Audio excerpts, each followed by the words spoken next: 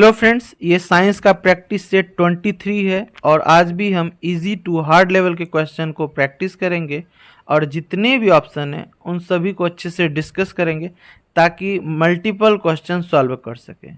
आज के जितने भी क्वेश्चंस हैं उसमें हमने कुछ कुछ क्वेश्चन जो है hard level and moderate level को इंक्लूड किया है, जैसा कि हम हमेशा करते हैं।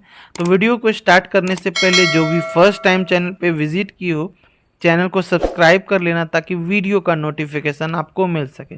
तो फर्स्ट क्वेश्चन है, इनमें से किसमें कोशिका भित्ति नहीं पाई जाती है? ऑप्शन है नीलहरित शैवाल, जीवाणु, माइकोप्लाज्मा, कोई नहीं या एक से अधिक। तो इस क्वेश्चन का राइट आंसर हो जाएगा आपका माइकोप्लाज्मा। ठीक है, क्यों माइकोप्लाज्मा होगा, पहले इन तीनों को समझते हैं कि जो नीलहरित शैवाल, जीवाणु और माइकोप्लाज्मा है, तीनों ही प्रोकैरियोटिक कोशिका के बने होते हैं। तीनों ही प्रोकैरियोटिक कोशिका के बने होते हैं। क्योंकि सेल जो होते हैं ना, वो दो टाइप के होते हैं नॉर्मली, प्रोकैरियोटिक कोशिका और यूकैरियोटिक कोशिका, यानी प्रोकैरियोटिक सेल यानी यूकैरियोटिक सेल। तो जो प्रोकैरियोटिक सेल है वो दरअसल मोनेरा जगत में आते हैं। ठीक है, अब क्या है मोनेरा जगत? सबसे पहले ये समझिए, जब वर्तमान में जीव जगत जितने भी जीव हैं उन सभी को जब वर्गों में बांटने की कोशिश की जा रही थी, तब विटेकर नामक वैज्ञानिक ने पूरे जीव जगत को 5 जगत में बांटा था। ठीक है, जितने भी जीव हैं उनके उनके गुणों के आधार पे, उनकी संरचना के आधार पे। ठीक है, Monera, protista, fungi, Animalia and Plantae. ठीक है, इस प्रकार 5 जगत में बांटा। तो उन्होंने क्या किया, विटेकर ने मोनेरा जगत में वैसे जीव को रखा जो कि सूक्ष्म है, ठीक है, छोटे हैं। दरअसल इसमें बेसिकली जीवाणु जितने भी हैं उन सभी को रखा। ठीक है, बैक्टीरिया जितने हैं उन सभी को मोनेरा जगत में रखा।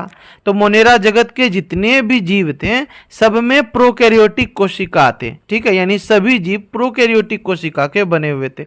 अब प्रोकैरियोटिक यूकैरियोटिक कोशिका में क्या अंतर है? प्रोकैरियोटिक कोशिका जो होते हैं यूकैरियोटिक कोशिका की अपेक्षा कम विकसित होते हैं, जबकि यूकैरियोटिक कोशिका ना विकसित होते हैं। जितने भी पादप कोशिका हैं, जितने भी जंतु कोशिका हैं, उन सभी में यूकैरियोटिक कोशिका ही पाए जाते हैं। और प्रोकैरियोटिक कोशिका जो होते हैं कम विकसित होते हैं। प्रोकैरियोटिक कोशिका में यही जितने भी एग्जाम्पल हमने देखे, जीवाणु, नीलहरित शैवाल, माइकोप्लाज्मा, पीपीएलओ, ये सभी आते हैं प्रोकैरियोटिक कोशिका में। और प्रोकैरियोटिक कोशिका यूकैरियोटिक के कंपैरिजन में छोटे होते हैं। ठीक है, और इसका लेकिन विभाजन तेजी से होता है, ये अपनी संख्या में विभाजन तेजी में करते हैं। तभी तो किसी भी शरीर में अगर जीवाणु क्या करते हैं, ग्रसित, जीवाणु से ग्रसित हो जाते हैं, तो वो अपनी संख्या में जल्दी वृद्धि करते हैं यूकैरियोटिक कोशिका की अपेक्षा, इसीलिए जल्दी ग्रसित हो जाते हैं। ठीक है, और ये जो प्रोकैरियोटिक कोशिका होते हैं इसमें जो झिल्ली होती है वो यूकैरियोटिक कोशिका की अपेक्षा इसमें केंद्रक जो होते हैं बिना झिल्ली वाले होते हैं। ठीक है, यानी स्पष्ट नहीं दिखाई देते इसमें केंद्रक। तो कुछ कुछ चीजें इसकी अपेक्षा अंदर होती है। और बहुत सारे जो कोशिका के अंगक होते हैं वो प्रोकैरियोटिक कोशिका में नहीं पाए जाते हैं, जबकि यूकैरियोटिक कोशिका में लगभग सारे हो जाते हैं। ठीक है, तो जितने भी नीलहरित शैवाल, जीवाणु और माइकोप्लाज्मा है, चूंकि ये प्रोकैरियोटिक कोशिका के बने हैं तो इसमें सेल वॉल पाए जाते हैं। ठीक है, सभी में कोशिका भित्ति पाए जाते हैं। हमने प्रीवियस वीडियो में भी बताया है कि जो प्लांट होते हैं और जो अलगी होते हैं और जो जीवाणु होते हैं उन सभी में सेल वॉल पाए जाते हैं। और ये सेल वॉल जो होते हैं कि जीव कोशिका में नहीं पाए जाते, यानी एनिमल सेल में नहीं पाए जाते। हाँ, कोशिका झिल्ली जो होती है वो एनिमल सेल और प्लांट सेल दोनों में पाए जाते हैं। ठीक है, तो जो ये सेल वॉल जबकि स्पेसिफिक यानी जनरल कैरेक्टर है कि जितने भी प्रोकैरियोटिक कोशिका के बने होंगे सब में सेल वॉल पाए ही जाएंगे। बट माइक्रोप्लाज्मा जो होते हैं, माइक्रोप्लाज्मा वो एक एक्सेप्शन की तरह है कि वही केवल है जिसमें कि सेल वॉल नहीं पाए जाते हैं। बाकी जितने भी जो प्रोकैरियोटिक कोशिका के बने होते हैं जीवाणु, सब में सेल वॉल पाए जाते हैं। ठीक है, अब चलते हैं अगले प्रश्न की ओर। अगला प्रश्न है कि कौन सा एंजाइम अग्नाशय द्वारा स्रावित होता है? अग्नाशय को इंग्लिश में पैनक्रियाज बोलते हैं, वो भी मैं यहां लिख दे रहा हूं। ट्रिप्सिन, लाइपेज, एमाइलेज, कोई नहीं या एक से अधिक। तो इस क्वेश्चन का राइट आंसर एक से अधिक हो जाएगा। क्यों एक से अधिक हो जाएगा?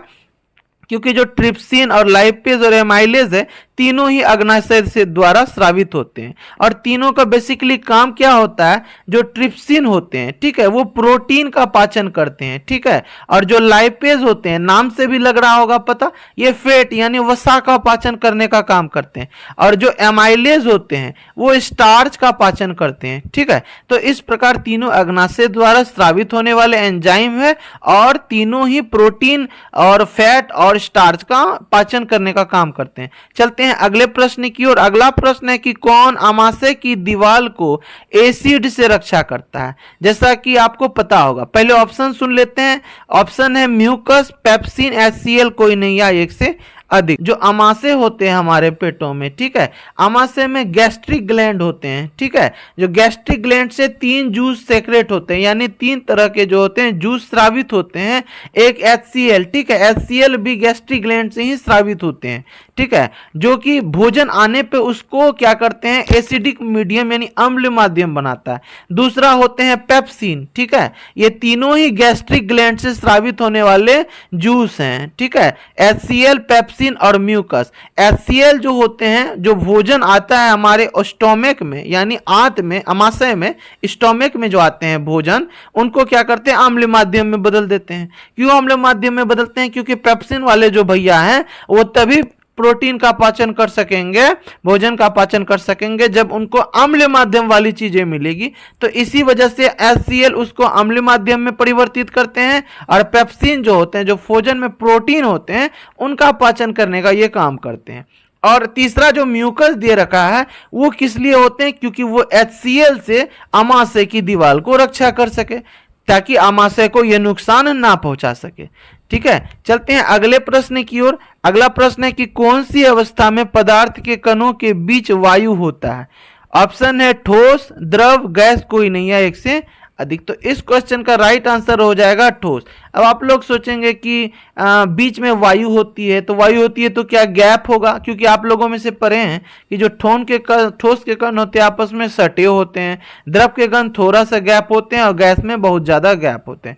तो किस प्रकार वायु अवेलेबल हो सकती है ठोस के बीच में, तो इसी वजह से इनके बारे में जब आप स्पंज पढ़ेंगे, स्पंज में एक एग्जांपल ऑफ स्पंज, स्पंज जो होते हैं, जबकि ठोस का स्पेसिफिक कैरेक्टर यानी जनरल कैरेक्टर है कि ठोस जो होते हैं दबाने पे नहीं दबते, अपनी आकृति जल्दी नहीं परिवर्तित करते हैं। नॉर्मली आप उसको दबाइएगा तो नहीं बदलेगा, लेकिन स्पंज तो दबाने पे दब जाते हैं। तो वो किस प्रकार का वो ठोस हुआ, तो ये ऐसे ठोस हैं जिनके कणों के बीच में ना वायु फंसी होती है, और इसी वजह से जो होते हैं कि जब दबाते हैं तो वायु निकलती है, इसी वजह से वो दब जाती है, ना कि ठोस प्रॉपरली दब जाती है, ठीक है। वो वायु निकलने के बाद जो स्थान बचता है वो वाला सिर्फ स्थान खत्म हो जाता है, इस वजह से स्पंज दब पाता है। तो इसी वजह से इसका राइट आंसर हो जाएगा ठोस।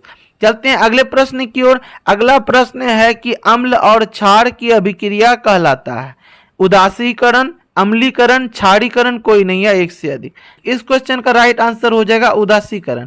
अब क्यों उदासीकरण हमने बोला, क्योंकि जो एसिड हैं और बेस जो हैं दोनों जब आपस में रिएक्ट कर लेंगे तो उदासीन माध्यम कर देंगे, ना तो वो अम्ल रह जाएगा ना तो क्षारीय रह जाएगा, ठीक है। इसीलिए इस अभिक्रिया को उदासीकरण कहते हैं।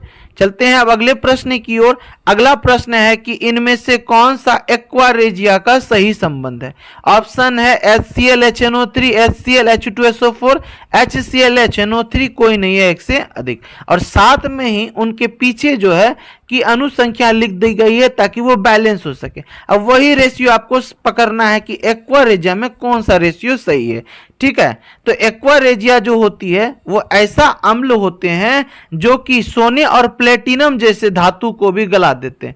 नॉर्मली जो आपका सोना होता है, ठीक है, Au जो होते हैं और प्लेटिनम जो होते हैं, दोनों नॉर्मली किसी भी अम्ल के साथ अभिक्रिया नहीं करते हैं, किसी भी अम्ल में दीजिएगा नहीं गलेगा।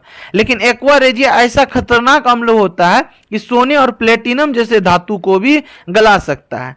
तो एक्वा रेजिया बनता कैसे है, तो एक्वा रेजिया जो है आपका HCl और प्लस HNO3 से बनता है। बट क्या सिर्फ HClHNO3 से हो जाएगा काम, नहीं, उसके अंदर एक रेशियो होते हैं, यानी 3 HCl की मात्रा होनी चाहिए और मतलब HCl के 3 अणु और HNO3 के 1 अणु होने चाहिए, ठीक है। इस प्रकार के अम्ल जब दोनों अम्ल मिल जाते हैं इस रेशियो में तो वो कहलाते हैं एक्वा रेजिया। और ये एक्वा रेजिया का उपयोग दरअसल सोने वाले जो दुकानदार होते हैं वो यूज करते हैं। लेकिन कभी भी एक्वा रेजिया से अपने सोने को साफ नहीं करवाना चाहिए, क्योंकि सोने के जो होते हैं परत झर के एक्वा रेजिया में चले जाते हैं। इसे एक तरह से सोने की चोरी भी कह सकते हैं। चलते हैं अगले प्रश्न की ओर। अगला प्रश्न है प्रारंभिक वेग और त्वरण के साथ अंतिम वेग कैसे ज्ञात करें। ऑप्शन है बी बराबर u plus a t, s बराबर u t plus half a t square, a बराबर बी माइनस यू बाय 2, या कोई नहीं एक से अधिक। इस क्वेश्चन का राइट आंसर हो जाएगा बी बराबर यू प्लस ए टी, क्योंकि प्रारंभिक वेग और त्वरण के साथ अंतिम वेग कैसे ज्ञात करना है इसका संबंध है। इसके लिए आपको जो है कि ये वाला थ्योरी देखना चाहिए कि किसी वस्तु का अंतिम वेग उस वस्तु के प्रारंभिक वेग u प्लस वस्तु का त्वरण तथा u से भी तक व्यक्ति समय के योग के बराबर होता है। ठीक है, ये डेफिनेशन ये डिफाइन करता है कि जो v बराबर u प्लस a और t। ठीक है, चलते हैं अब अगले प्रश्न की ओर।